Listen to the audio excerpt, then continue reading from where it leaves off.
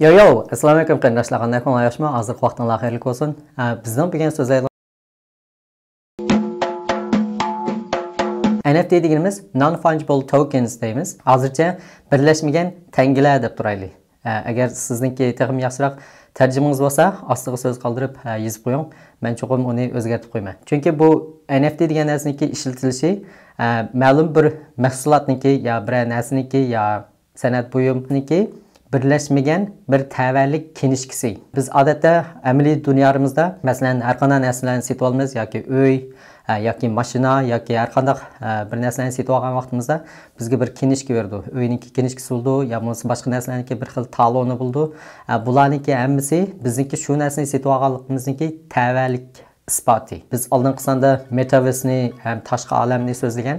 Shunga o'xshash bu dijital dünyanın içindeki siz setib olgan har qanday narsaniki sizniki tavallik kinishkingiz, ya'ni tavallik shifrlik numarangiz bo'ldi. Bu numarangizni hech kim o'zgartirmaydi. Masalan, shu Black Zincir texnikasi o'xshash.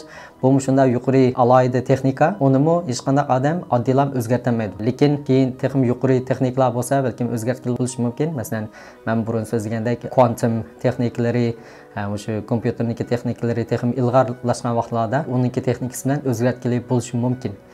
Lekin u texnikalar chiqqan vaqtida balkim bu NFT'larningki shifrlik texnikalarmi texmo ilg'orlashishi mumkin. Shunga bugun biz NFT'ni yaxshi bir tushunib boqaylik. Biz o'zimizniki shu amaliy dunyomizda ba'zan narsalarni olgan vaqtlarimizda, masalan, uy degandek cho'ng narsalarni olgan vaqtimizda tavallik kinishkimiz bo'lishi nihoyatda muhim. Lekin hamma narsalarga muhim emas. Ba'zan olgan oddiy narsalarimizga unchalar muhim bo'lmaydi. Ba'zan olgan narsamizni talonini ilib ham tashlab o'tishimiz mumkin. Chunki u sizning bo'lib qoldi, uni madem ispat qila oladi, sizdan talashib avalanmaydi. Bu dunyomizda har xil qonunlar bor, hukumatlar bor, soqchilar bor, bizningki bu tavallikimizni qo'g'daydigan. Lekin dijital dunyoning ichida bu narsalar yetilmagan. Masalan, hukumatlar, soqchilar degandek, bundaki bu yetilmasligi mumkin. Chunki buningda eng muhim bo'lgan qimmati nada degan joyda vositasizlik. Qonunlar, hukumatlar buningga chiqsa, bu vositasizlik qimmatini yo'qotib qoldi. Shunaqa bu dijital dunyoningizga narsangizni sizga tava bo'lgan narsani qanday aniqlaysiz? Shu NFT, ya'ni sizningki tavallik kinishkingiz yo bo'lmasa tavallik shu shifrlik numarangiz bilan aniqlaysiz. Shunga bu nihoyatda muhim. Bu NFT degan texnikami hozirdan boshlab to'xtamay taraqqiy qilyapti. Bundan keyingi dunyoga yuzlanishi mumkin. Hozir buni ikki xil ko'z qarashdagi odamlar bor. Birisi cho'qim taraqqiy qildi, kelgusi shunday yaxshi bo'ldi. Buningda fursatlar shunday jiq deydiganlar bor. Yana ba'zilar bu degan axlat. Buni ishlamaslik kerak, uningda hech qanday kirim qilib bo'lmaydi. Mablag' solsanlar balkim yo'qolib ketishi mumkin, baxatarlik deydiganlar bor. Ammo hozirmi texnik yanada ko'zish jarayonida ham o'rganyapman. Lekin men ham rasmiy texnik ularniki qimmatini ko'ra oladigan bir narsani ko'rmadim texnik. Lekin menimcha hozirdan boshlab o'rganishimiz kerak, ularni bilishimiz kerak, cho'qim tushunishimiz kerak. Qancha baldur tushunsak, shuncha yaxshi deb qarayman. So'zlagan bu metaverse tashqi olam, bu dunyoning ichida ikki narsa bak muhim. Bir bo'lsa pul, ya'ni bizniki kripto yo bo'lmasa Black Zincir texnikasidan chiqqan pullar, yana birisi bo'lsa mahsulotlar. Mahsulotlarning elim setim qanchada buni ishlatamiz, lekin mush mahsulotlarniki o'ziniki bir tavallik kinishkisi bo'lish kerak, shifrlik numeri bo'lish kerak. Shunga NFT mo nihoyat muhim. Shunga bu NFT chiqqandan keyin bu dijital dunyoning ichidagi elim setim qilish yo bo'lmasa sodlashlarningki mumkinchiligi bo'ldi hozir. Agar NFT bo'lmagan bo'lsa, balkim bu sodlashlar mumkinchiligi bo'lmasligi mumkin. Albatta bizningki amaliy dunyomizda nurg'un qimmat buyumliq narsalarni setib olamiz. Masalan, oltin, qimmatli mashina, soat, rasm yoki bo'lmasa ta'tir modda degandek. Bularni setib olgandan keyin bu dunyoda biz ularni setib olgan tavallik isbotimizni qila olamiz. Lekin dijital dunyoning ichidagi mahsulotlarni setib olgan vaqtimizda uniki tavallik isbotini yoki kinishkisini qila olmaymiz. Shunga NFT chiqqandan keyin bu masalani hal qildi. Siz dijital dunyoda bir narsani setib olsangiz, shuniki tavallik isbotingiz bo'ldi hozir. U NFT yo'q vaqtida siz setib olgan narsangizni bugun setib oldingiz. Atlika u siznikimi emasmi, uni bilmaysiz. Yo bo'lmasa xalqlarmi uni yo kopiya qilib, yo rasm tatib olib, yo o'nga olib, ba'zan muzikalar bo'lsa, ular meniki desmi, uni hech nima deyamaysiz. Lekin hozir NFT chiqqandan keyin buniki isboti hazırlandı. Əməliyyatda əmli dünyadımı bəzən biz setib alğan nəslimizdəki əmləsinin isbatı buldu. Məsələn, numur buldu, hökumətlərinki tamğıları buldu. Lakin bəzən kiçik dövlətlərdə vuruşlar olub, ya bo'lmasa yo'qolib ketib degandek ishlar bo'lib qolsa, bu dövlətlər yo'qolib ketib qolsa, tarixda bunday kichik dövlətlərning yo'qolib ketgan ulgulari shundaycıq, bəzənlərinki o'ziniki tangilarimi ishlanmas bo'lib qolgan shunday yerlar bor. Bularniki urgan tamg'ilarimi, masalan, siz olgan uylaringiz, yerlaringizni isbot qila olmaydigan holga tushib qolasiz. Lekin bu NFT, ya'ni mushu digital dunyoning ichidagi narsangiz, mushu NFT o'zlan shuni mangu isbot qila oladi. Amaliyotda har qanday qimmat bor narsalarniki tavallik kinishkisi, tavallik isboti nihoyat muhim. Masalan, bizniki hozirgi amaliy dunyomizda burun tarixda mushu madaniyatlarni shakllanmagan vaqtida hech qanday narsaniki qimmati yo'qdi. Chunki hech qanday narsaniki tavalliki yo'qdi. Masalan, neft, oltin, olmos, ya degandek narsalar hammasi hech kimga tava emasdi. Hamma odamga, hamma jonliqlarga, hamma tabiatga tanglam tavatdi. Keyin madaniyatlar shakllangandan keyin insonlar mushu yalarniki tavalliklarni o'ziniki qilish uchun bir-birisi bilan urushib, o'ziniki qilib olgandan keyin puhralarga mushu tavalliklarni setib olgan. Mayli oltin bo'lamdi, ya bo'lamdi, uy bo'lamdi degandek, anki asosda mushu narsalarniki o'ziniki qimmati chiqqan. Shuninga agar biz digital dunyoning ichidagi narsalarga tavallikni bersak, ularnikimi qimmati chiqadi degan gap. Mayli bu digital dunyoning ichidagi rasm bo'lamdi, muzika bo'lamdi yoki bizning o'ynaydigan o'yinning ichidagi qurollar bo'lamdi degandek, ularniki tavalliki bo'lgandan keyin uniki xosligi bo'lsa, masalan, mushu bir xil qurol yo bo'lmasa bir xil oyoqdan bir juplan bor, yo bo'lmasa bir nechasilan bor bo'lsa, uniki qimmati texmi oshadi. NFT chiqilimi necha yil bo'ldi? Buning bo'lgan ko'rsatishlarmi bo'lgan siri jihlayotqachqa, ham bir xil moda iqimi bo'layotqachqa, buniki ilm setim qilgan sahifalarmi shundoq jihlaydi. Hozirgi dunyodagi eng chong NFT sahifasi bo'lsa OpenSea. OpenSea'da har xil shu NFT'lik muzika, rasm degandek har xil mahsulotlarni ko'ra olasiz, ham setib ola olasiz. Ham o'zingizniki mahsulotlari bo'lsa-mu, buningda chiqarib sota olasiz. Agar o'zingizning mahsuloti bo'lsa, bu sahifaga chiqara olasiz. Uningda chiqarsangizlar ham sizga bir blockchain texnikalik shifrlik nomer berdi. Uni boshqalar setib olsa, bu shifrlik nomer bilan tanlam setib oldi. Shuning bilan u tavallik boshqalarniki bo'ldi. Bu shifrlik nomeringizni hargiz unutib qolsangiz bo'lmaydi. Uni cho'qim qalbingizda chin saqlab olishingiz kerak yoki boshqalar o'g'irlab kelsin bo'lmaydi. Chunki bu menimcha bir ojizlik yeri. Chunki uni saqlab olish nihoyat tez. Hozirgi shu NFT'larning hammasini Ethereum bilan sodlashdi. Chunki Bitcoin'niki unda NFT'lik iqtidor yo'q. Amaliyotda Bitcoin'ning iqtidori yo'q. Faqatlam shunda oddiy yasalgan kripto. Chunki o'zi eng beshli yasalganligi uchun ham o'zininkiga xos bir texnikasi bo'lganligi uchun shunga qimmat. Lekin Ethereumning texnik iqtidorlari bor. Ethereumda nurg'un ishlarni qila olasiz. Shu blockchain texnikalarini chiqara olasiz yoki NFT'larni chiqara olasiz. Sodlashladimi Ethereumni Shunga men o'zim shaxsan Ethereumni texnik yaxshi ko'raman. Hozir NFT'larning ichidagi eng qimmat mahsulot, ya'ni san'at buyumi bo'lsa, birisi shu Da Vinci'niki butun 10 necha rasmlarni birlashtirib yasagan harakatchan bir rasm. Bu rasmniki hozirgi bahosi 260 ming Ethereum, ya'ni 1.2 milliard Amerika dollari. Hozirgacha shu OpenSea'da sotilgan yana bir shunda qimmat bir NFT bo'lsa, CryptoPunk-niki 9998 nomerlik rasmi. Bu NFT bo'lsa 2021-yili 10-oyning 28-i shu OpenSea'da 124 ming Ethereumga sotilgan. Ya'ni 532 million atrofidagi Amerika dollariga sotilgan. Buniki bahosi bo'lsa, shu bizning amaliy dunyomizda sotilgan eng qimmat Saudiya Arabistonidagi shahzodasi setib olgan Da Vinci'niki bir rasminiki bahosidanmi ishib ketgan. Endi nima uchun bu NFT'ning bahosi uncha qimmat degan chaqda 4 yilning oldida shu NFT'lar endi paydo bo'lgan vaqtida Kanadadagi ikki yumshoq detal injeneri bir qurilmaliq CryptoPunk deb rasmlarni loyihalab chiqargan. Amaliyotda bular o'zlari loyihalamagan, bularniki o'ziniki texnikasida sun'iy idrok bularga loyihalab bergan. Bu qurilmadagi rasmlarda 10 ming tal har xil har yangi odamlarning rasmlari bor. Hammasi bir-biriga o'xshab ketadi, lekin bir-biriga qat'iyan o'xshamaydi. Buning ichidagi shu 9998-nomer shuncha qimmat bahoga sotilgan. Lekin qolganlarning bahosi uncha to'van emas. 5 chiqqan vaqtida 4 yil oldida har birisi balki 1 dollarlar, ba'zanlari eng qimmat vaqtida 30 dollarga sotilgan. Shunda tezlam 10 ming tal hammasi sotilib qolgan. Andan keyin 4 yilning jarayonida yani setilib, ilinib, hozir shu bag'ga ketgan. Ham bu ilm setim tarixlarini hammasini shu torda ko'ra olasiz. Yana shu 9998 nomerlik CryptoPunk NFT 3 oyning oldida 110 Ethereum kentuq. 3 oydan keyin 1000 hassa o'sib 124 ming Ethereum'a setilgan. Yana bu 4989 nomerlik CryptoPunk NFT bo'lsa 2018 yili 11-oyda 0 dan 14 Ethereum'a setilgan. Lekin hozir bo'lsa onundan 1000 hassa eshib ketgan. Ham bu CryptoPunklarni hozir bu odatga puhralar ham setib olmayotdi.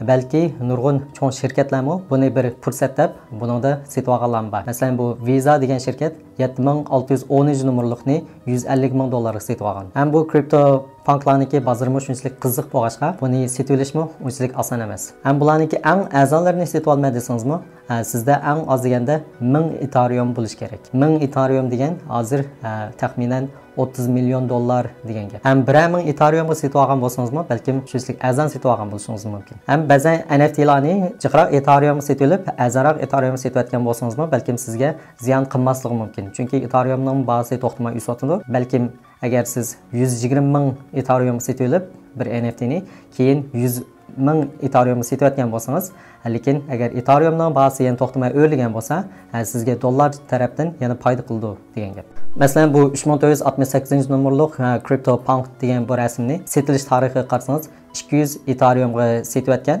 eng oxirida u $940,000 atrofida bo'lgan.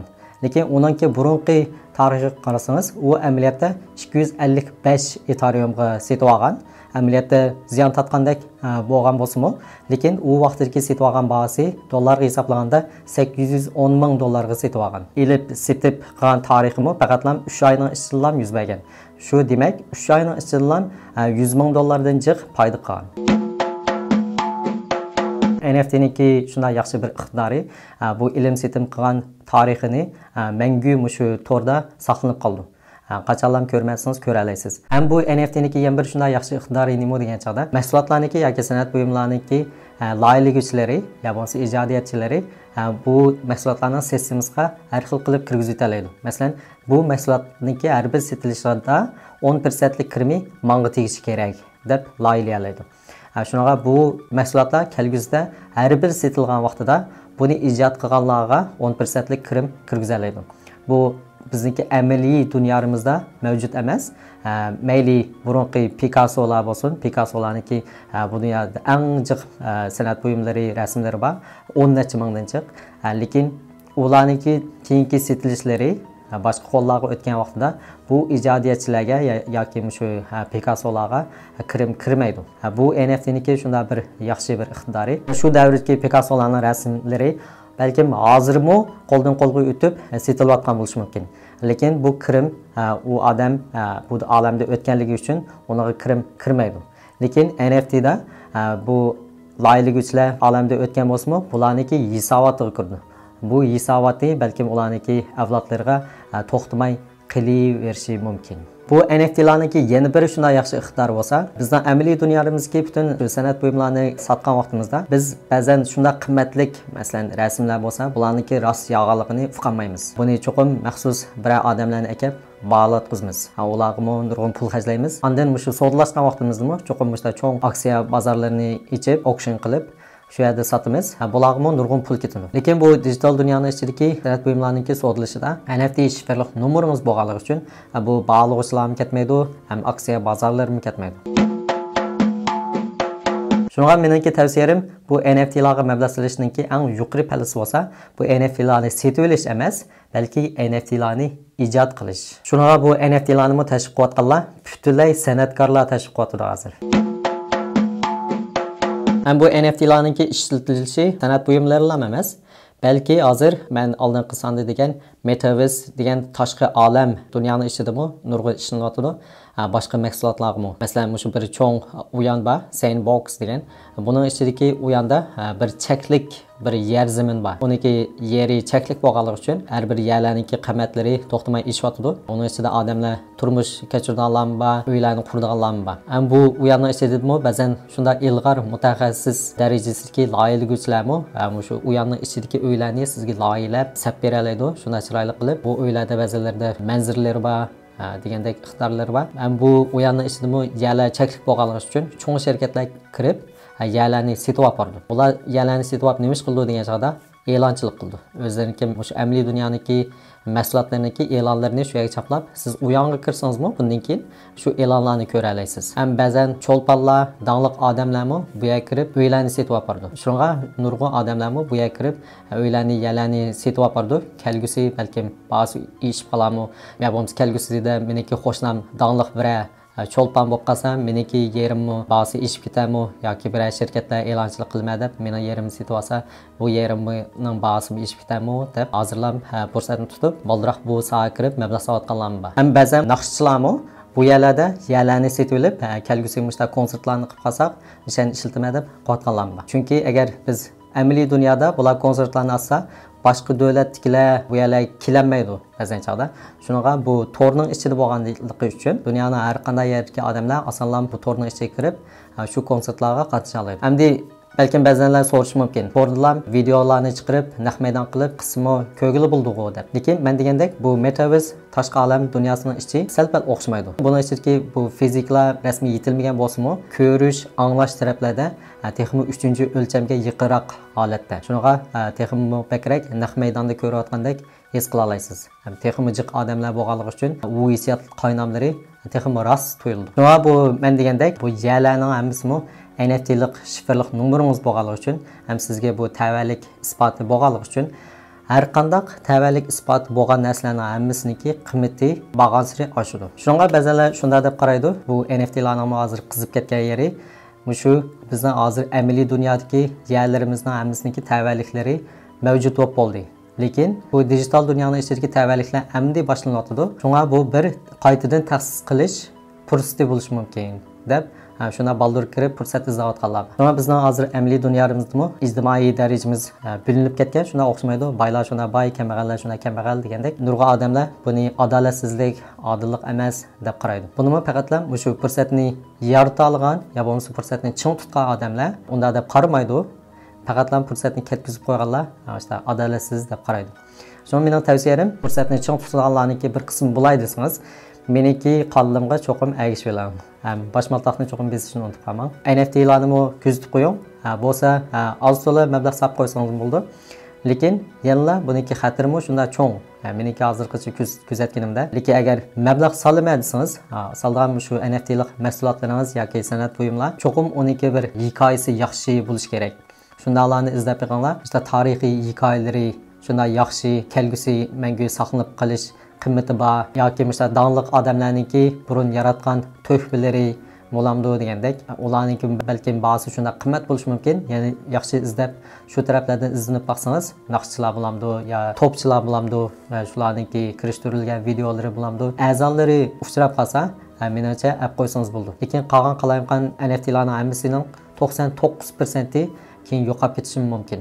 Shunaqa bunada cho'qim nihoyatda ehtiyotchan bo'ling. Ham hozirmi bu NFT'larning nihoyatda yaxshi bozor chiqayotgan yana bir yeri bo'lsa, mushu danglik san'atkorlar yoki naqshchilar o'zlariniki san'at buyumlarini mushu NFT qilib sotyapti. Masalan, mushu ba'zan naqshchilar burun naqshlarni chiqarmoqchi bo'lsa, 10 necha naqsh qilib, tizib bir plastik disk qilib chiqirdi. Lekin hozir o'ziniki mushu bira ikki naqshini ayrim NFT qilib ham chiqaryapti. Buni agar biroz setib olgan bo'lsa, bu san'atkorning naqshi o'ziga tava bo'ldi.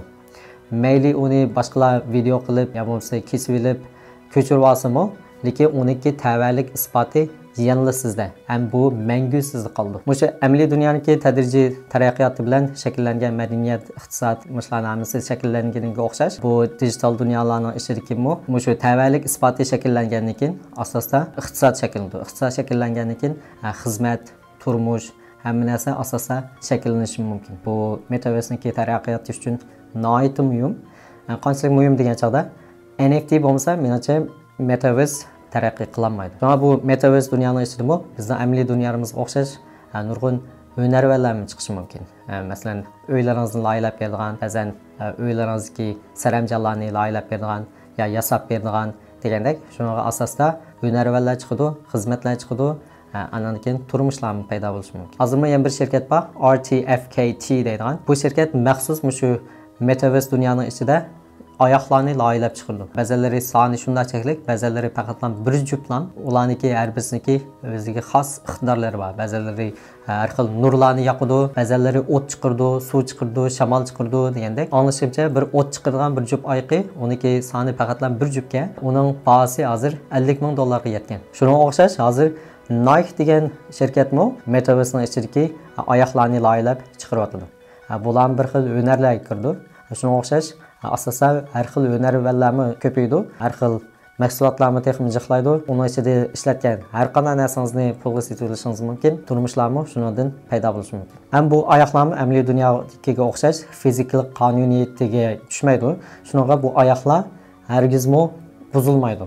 Qanchalik aytsangiz shu paytda yep-yangi turaverdi. Nurg'un boshqa cho'ng markalik shirkatlarmi asosda kiryapti. Masalan, LV, Gucci, Burberry deganga o'xshash. Ularni o'zlarining mahsulotlarini sotishni boshlaydi. Masalan, oyoq kiyim, sumka, uy saramjon deganga o'xshash. Ham bu dunyoning ishidami, siz agar bir loyihalaguvchi, ijodiyatchi bo'lib pul topamizsizmi, ularning ishida xizmat qilamizmi, ya'ni boshqa xil pul tepish usullarimi menimcha shunday jiq, fursatlarni jiq, ya mablag' silib, bu yerda ilib atrofda setish, savdogar bo'lish, ya bo'lmasa hozirmi ba'zan shu xildagi uyallarda, masalan, Axie Infinity, ya bo'lmasa Sandbox o'xshash, bularni P2E uyallari deydi, play to earn. Bularni ishidami ba'zan uyallarni qilib onun içinde pul tapsanız, uyanın pulunu bir xil kriptoluk qilib hisoblab, amaliy dunyoda sota olasiz. Bularni meni anglashimcha ba'zan shu Osiyo davlatlarida, masalan, Indoneziya degandek davlatlardan nurg'un odam o'ziniki amaliy dunyodagi xizmatlarini tashlab, maxsus mushuna ichida pul tepatganlar bor. Ba'zan bu xil uyanlarga boshqa kirish uchun